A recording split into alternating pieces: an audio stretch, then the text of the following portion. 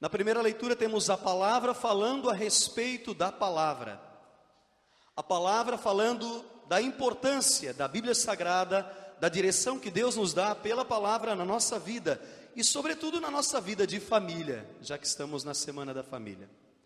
Gostaria de tomar então a profecia de Ezequiel no capítulo 2.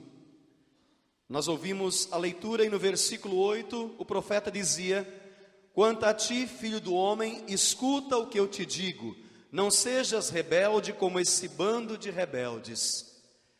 O profeta está iniciando a sua profecia nos fazendo um convite, porque a palavra não é para o ontem, ela é para o hoje, ela valeu na sua época, mas ela é viva, e ela vale para o nosso hoje também. Há um convite a não sermos rebeldes a Deus, não sermos rebeldes ao Senhor. Em outras palavras, a não sermos rebeldes como família, como pai, mãe, filho e filha, a tudo aquilo que o Senhor pede para que eu faça na minha família, porque a palavra não pode ser entendida de um modo genérico. Ela primeiramente se destina a mim, cristão católico, que estou numa igreja, ouço do Senhor, quero aprender do Senhor, quero a direção de Deus, e a partir do momento que eu entendo que o Evangelho e a palavra é para mim, eu mudo de vida, e por extensão ela acaba afetando outros membros de minha família também. Uma influência positiva acontece, porque quando eu me converto, pessoas da minha família são atingidas pela minha conversão, de um ponto de vista benéfico. E veja, a palavra dizia que eu não posso ser rebelde ao que o Senhor me pede para que eu faça. Não é uma sugestão de Deus. Algumas coisas com relação à família, ao seu casamento, ao seu modo de ser pai, ao seu modo de ser mãe, ser filho e filha, Deus não sugere, não. Deus pede, Deus obriga, assim como para mim que sou padre, Deus não vai sugerir: olha, talvez você possa ser padre assim. Deus me pede, é muito claro o que Deus pede que eu seja. Primeiro como cristão, católico batizado, depois como ministro de Deus. A mesma coisa para você, que é ministro dentro da sua casa, ministro da reconciliação, da guarda de seus filhos. Você que é pai, mãe, filho e filha, ministro da unidade no seu lar. E você faz a diferença. O profeta dizia: não sejas rebelde como esse bando de rebeldes. Eu faço a minha família. Na verdade, hoje, num primeiro momento, quando se fala de rebeldia, no meu coração a tendência foi pensar, e acredito que você também lembra isso, a rebeldia de tantos filhos aos pais. Vivemos numa época onde encontramos às vezes uma espécie de tirania dos filhos. Não são todos, mas há um grande número de filhos que são rebeldes a seus pais. Haja visto, por exemplo, que você passa um trabalho danado para aproximar seus filhos de Deus, da igreja. Parece que tem que ser lutado, conquistado, obrigado a trazer seus filhos para a presença de Deus. Eu não consigo entender que tipo de amor é esse, que eu preciso me ver obrigado a estar na presença de Deus. Talvez algumas pessoas, querendo educar seus filhos num liberalismo, digam assim, e eu vou contra esse seu pensamento, me desculpe, digam assim: olha, padre, deixe livre, quando sentirem vontade um dia buscam a presença de Deus. Se você calar, as pedras não vão gritar no seu lugar. Se você calar, o traficante não vai obrigar seu filho a estar na presença de Deus. Se você calar, seu vizinho não vai fazer isso por você. Se vence a rebeldia sim, com insistência, você não pode obrigar pela força física, mas você pode lembrar seu filho e sua filha que há um Deus que merece ser adorado, que há um Deus que merece ser buscado em todos os momentos, e não apenas quando ele precisa de uma força sua de oração para prestar um vestibular ou uma prova. Amém? Nós criamos e geramos uma geração rebelde a Deus, e há pais que lavam as mãos como Pilatos. É inadmissível isso. Lembra, diz a palavra, insiste oportuna e inoportunamente, porque o Senhor merece ser buscado. E a palavra continuava hoje: abre a boca e come o que eu vou te dar. Diz o profeta: eu olhei e vi uma mão estendida para mim, na mão um livro enrolado, desenrolou diante de mim, estava escrito na frente, no verso, e nele havia cantos fúnebres, lamentações e ais. O profeta convida cada pessoa, cada família a ser aberta à palavra, à instrução de Deus. Num primeiro momento também, a ter a palavra na sua casa. É inadmissível também uma família cristã católica sem a Bíblia Sagrada dentro do lar. Você gastou dinheiro para comprar um DVD de última geração. Você gastou dinheiro para pagar talvez alguma coisa que você lutou, sonhou muito. E às vezes, para ter a palavra de Deus dentro de casa, você custa e acha muito pagar 20, 25 reais por uma Bíblia Sagrada. Desculpe, que tipo de catolicismo é esse? Ter a palavra aberta. e tendo a palavra aberta, eu também estar aberto à palavra, à instrução de Deus. Diz hoje o profeta que o livro estava escrito dos dois lados, porque Deus na vida lhe manda recado por todos os lados, e o que estava escrito no livro dos dois lados eram lamentações e ais. Isso que me dói mais. Para muitas pessoas, Deus no primeiro momento gostaria de dar um elogio, quem sabe, mas quando nós não estamos diante do Senhor, Ele primeiro nos corrige. E veja, há situações de correção do Senhor que você vai buscar na palavra, que o profeta chama de lamentações e ais. Ele me disse, diz Ezequiel capítulo 3, versículo 1: Filho do homem, come o que tens diante de ti, come este rolo e vai falar aos filhos de Israel. Eu abri a boca e ele me fez comer o rolo, e depois disse-me: Filho do homem, alimenta teu ventre e sacia as entranhas com este rolo que eu te dou. Diz a profecia que o profeta comeu e era doce como mel na sua boca. Em outras palavras, Deus pede a você para ter a palavra na sua casa, apenas não como objeto de adorno, mas para ser ávido da palavra, devorar a palavra, deixar, como eu dizia, que a direção de Deus tome cada parte do mais íntimo de você. O profeta fala das entranhas que são tomadas por Deus, e ele não é pesado, dizia, era doce como mel, deixar que a palavra vá penetrando as áreas mais íntimas da minha vida. E às vezes, aquela área que você esconde há muito tempo, como se fosse uma caixa escura, e você agora se abriu a palavra, ao mistério de Deus, é como se um raio de luz penetrasse naquela caixa escura. E se você está num quarto escuro, numa caixa escura, e precisa da saída, você só tem uma direção a tomar, a direção daquele fio de luz, daquele raio de luz, deixar-se guiar por esse fio de luz, que é o Senhor Jesus, que é a sua vontade, que é a palavra. Amém? O profeta Ezequiel ainda diz, ele disse-me então: Filho do homem, vai, dirige-te à casa de Israel e fala-lhes com as minhas palavras. A consequência de tudo isso, eu entendo o que Deus tem para mim, eu me deixo tocar pelo Senhor, eu me deixo dirigir pela vontade de Deus. A consequência natural é que eu fale do amor de Deus às outras pessoas da minha casa, da minha rua, da minha convivência, e diz a palavra sem medo. Aquilo que eu descobri não posso mais guardar para mim. As pessoas têm que entender que cada vez que você vem à igreja e volta para casa melhor, você não vai anestesiado, você vai com a consciência de seus problemas e dificuldades, mas vai com a fortaleza do Senhor para conseguir vencer todas as dificuldades. Estar na presença de Deus não elimina seus problemas, mas lhe dá força para vencê-los.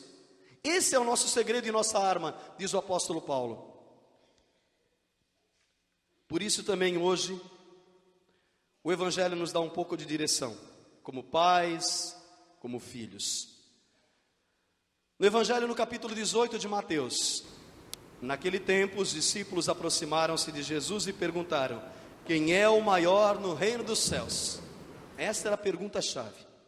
Aquela mania de grandeza dos discípulos, ela vai ser fortemente censurada por Jesus, porque cada um deles se preocupava em saber quem dentre eles seria o maior no reino dos céus, pensando talvez num reino humano, em Jesus como rei humano. E esse interesse dos discípulos não tinha nada de espiritual, era uma preocupação com promoção pessoal apenas, com ocupar cargos importantes no reino, aquele reino que Jesus veio inaugurar. Mas era uma preocupação que estava no coração dos que estavam bem pertinho de Jesus, mais próximos. Na sua casa, no seu casamento, será que existe quem quer mandar mais sempre? Quem quer ter razão sempre? Não importa o que aconteça, quem quer ter a primazia? Você que é filho, com seus irmãos, será que não quer ter sempre razão em tudo? Com seus colegas de trabalho, você é daquelas pessoas que cede facilmente, ou é daquelas que é intransigente? Não, é do meu jeito e pronto, é pedra e não adianta, eu não mudo. Quem diz que você não pode mudar? A pessoa inteligente, ela medita naquilo que fez, e quando percebe que está perdendo, ela dá um jeito de virar o jogo de uma outra forma. Há homens e há mulheres que quando vão para o casamento, vão com um temperamento de intransigência. A partir do momento que conseguem conviver juntos, eles aprendem que ceder é muito mais gostoso, é muito mais fácil, cria um clima mais agradável. Nós não somos preparados para isso naturalmente, principalmente quando estamos ali recém-casados, às vezes muito jovens. Mas à medida que se amadurece, é natural que nós possamos nos abrir a isso. Eu não consigo entender uma pessoa que vai envelhecendo e lá no seu coração fica cada vez pior, cada vez mais obstinada. E pessoas intransigentes colocam até obstáculo à ação de Deus dentro da família, porque uma pessoa intransigente, às vezes ela não quer saber do Senhor, e ela também não permite que você saiba de Deus. Ela não vai à igreja e não permite que você vá à igreja. Ela não é de Deus e tem ciúme porque você é, e o ciúme dela às vezes é projetado em pessoas da igreja, em pessoas que você conhece. Essa intransigência estava no coração dos discípulos, queriam ser os primeiros, e ali Jesus colocou censura. Vamos ver então. Jesus chamou uma criança, colocou-a no meio deles e disse: em verdade vos digo, se não vos converterdes, não vos tornardes como crianças, não entrareis no reino dos céus. Quem se faz pequeno como esta criança, esse é o maior no reino dos céus. E quem recebe em meu nome uma criança como esta, é a mim que recebe. Ser como criança no casamento não significa ser ingênuo, significa não ficar guardando o rancor no coração. Criança pode brigar agora, pode discutir, mas daqui a pouco criança facilmente esquece e está brincando às vezes com o mesmo coleguinha que brigou. Jesus convida a ter essa atitude. A criança normalmente ela é desarmada, então no seu casamento, para ser como criança, Jesus está convidando você a se desarmar um pouco mais diante do seu cônjuge. Não estar tão armado, querendo ter razão, tão desconfiado, tão ciumento, tão ciumenta. A criança não é dissimulada, ela não simula afeição. A criança, como nós dizemos, não é falsa. É difícil você encontrar uma criança falsa. Seja sincero no seu casamento. Para ser como criança, mande para longe de todo tipo de falsidade de Jesus. Ele está colocando como padrão o ser da criança. Criança diz normalmente o que está bom e o que não está bom. Então aprenda no seu casamento também a dizer da forma correta, no momento correto, o que está bom e o que não está bom para quem você ama. O nosso problema é que às vezes dizemos da forma errada e no momento errado. Eu conheço casais que esperam a poeira baixar para só conversar às vezes mais tarde ou no dia seguinte. Padre, não adianta, agora não é hora. Isso é sabedoria, principalmente se um dos dois tiver um temperamento daquele assim, intempestivo. Guardar um pouquinho, deixar a poeira baixar. Aí você consegue meditar mais. Antigamente se dizia conte até 10. Em muitos casos você precisa contar até 1000. E perceber que às vezes o outro não está preparado ainda para receber o que você tem a dizer. O problema nunca é a verdade por si só ela liberta. O problema é o modo como a verdade chega e às vezes o momento em que a verdade chega. Porque se você chega de forma ali brutal, querendo dizer algo para alguém, essa pessoa vai se fechar, é defesa, é natural ser como criança, dizer o que está e o que não está bom do momento certo, na hora certa. Criança dificilmente é infiel, ocultando tudo, com medo da própria sombra. E não é bom ser assim, será? Você não tem saudade da sua infância ali, quando você brincava com seus colegas, quando você era mais natural, não precisava viver com medo da própria sombra. Ser como criança significa viver a fidelidade também. E é simples viver a fidelidade. Simples no sentido de que você não pode fazer para o outro que não quer que façam para você, mas deve fazer para o outro que deseja para você mesmo. Amém? Jesus diz ainda: não desprezeis nenhum desses pequeninos, pois eu vos digo que os seus anjos nos céus veem sem cessar a face do meu Pai que está nos céus. E aqui abre-se uma janela para olharmos para nossos filhos. Jesus diz não desprezar nenhum desses pequeninos, ter um cuidado grande com os filhos. Normalmente nos preocupamos com tanta coisa e deixamos a educação, por exemplo, da fé, a educação da fé dos filhos em segundo plano. Veja a dificuldade que nós temos de conseguir que pais venham à reunião dos pais da catequese. Veja a dificuldade que nós temos às vezes de encontrar pais quando surge um problema com um dos filhos que se abram ao diálogo. Quase sempre a maioria delega um para o outro essa responsabilidade. Jesus nos fala hoje, olha, não despreze nenhum dos pequeninos, nenhum dos filhos, ter um cuidado. E Jesus vai tomar a palavra mais adiante, também nos convidando a não sermos causa de escândalo para os pequeninos. Ele usa uma expressão forte: ai daquele que for causa de escândalo para um pequenino. Melhor seria amarrar uma pedra de moinho no pescoço e jogar-se no fundo de um rio, diz Jesus. E a causa do escândalo vem na sua casa quando você se envolve com vícios e é motivo de vergonha para seus filhos, quando você se envolve com infidelidade, quando você se envolve às vezes com agressividade dentro de casa, agressividade física, verbal. Isso tudo dá escândalo.